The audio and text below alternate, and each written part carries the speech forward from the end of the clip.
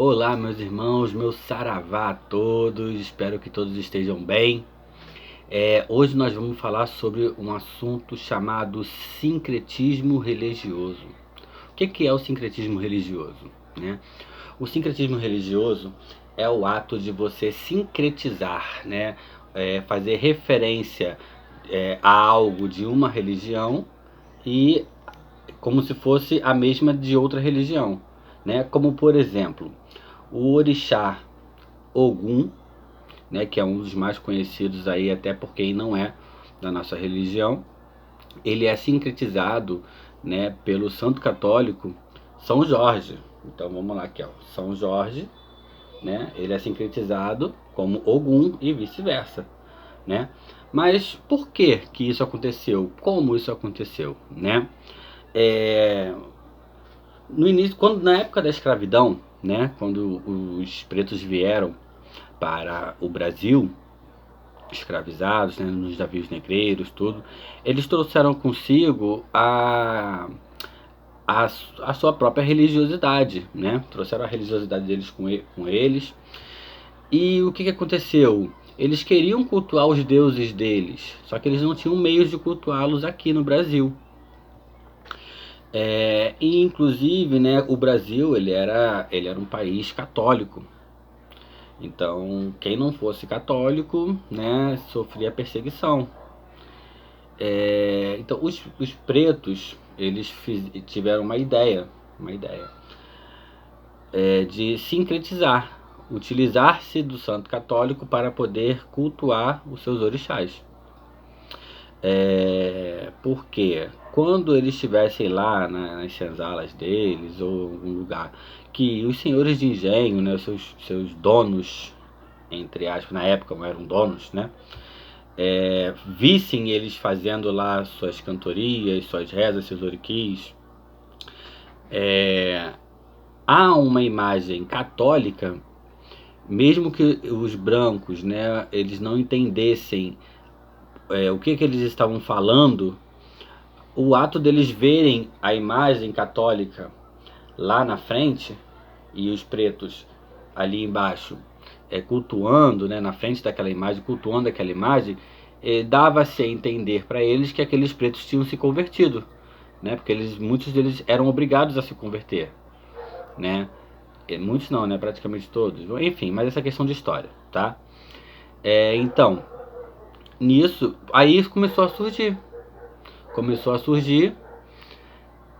o sincretismo religioso, e como uma forma de resistência, uma forma da nossa religião resistir, ou seja, toda religião que tem a sua matriz na África, né, religiões de matriz africana, tem sua base histórica começando lá na África, trazida pelos os pretos, né, elas são religiões de matriz africana, então elas são religiões de resistência, elas tiveram que encontrar meios de sobreviver, né? Embora o culto que haja lá na África, independente do lugar que seja, né? Porque a África não é um país, né? A África é um continente com várias regiões, várias tribos, vários países, né? E cada lugarzinho tem um culto diferente a um deus daquela região, né?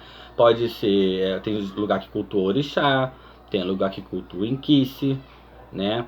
Que tem lugar que cultua Vodum, enfim, tem diversos, né? Da mesma forma que a miscigenação desses povos pretos de diversos lugares da África, né? Quando vieram para o Brasil todos misturados, porque o senhor ia lá e comprava um preto aqui, comprava outro preto ali, que veio de não sei de onde, outro veio de não sei de onde.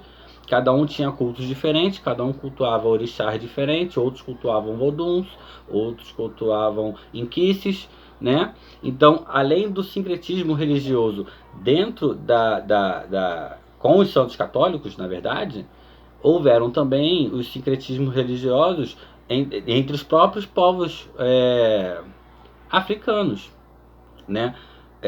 Por exemplo, a Inquisidandalunda, né? Ela é sincretizada com o orixá Oxum, né? Enquice da Andalunda, é a enquice da natureza, denominada da águas dos rios doces, tudo direitinho, das cachoeiras, né?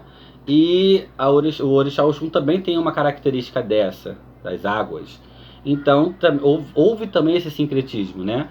Oiá sincretizada com Yansan, entendeu? Então assim, o sincretismo religioso ele é uma forma de resistência, tanto quanto para a sobrevivência daquela tribo, né, daquele culto, daquela tribo não, daquele culto, quanto da sobrevivência,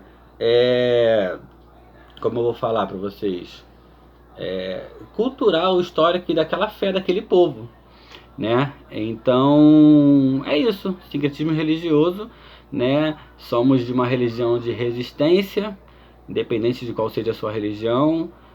Se ela for de matriz africana, temos que levar isso conosco, né? Essa história, entender a luta que foi para que conseguíssemos estar aqui hoje cultuando os nossos orixás, não é isso?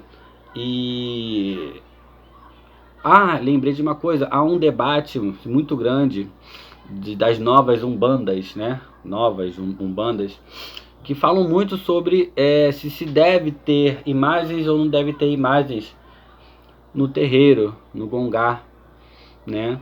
Então, devido a essa história toda, eu vou dar agora o meu ponto de vista, né? Independente da imagem ter um fundamento ou não dentro de um terreiro, né?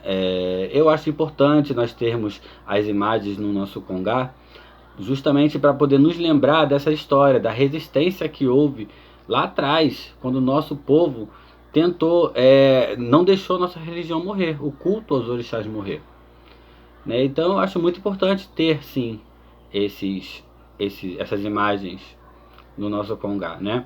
Outro fato interessante o culto aos orixás. Eu estou botando orixás porque são os mais conhecidos, né? O culto aos orixás ele é feito com uma junção de elementos, né, dentro de um recipiente, né, que hoje em dia usamos e falamos que é o nome de Ibá, mas é um recipiente, né? Um recipiente. Tem lugares que utilizam aquela... Como é que é o nome daquela...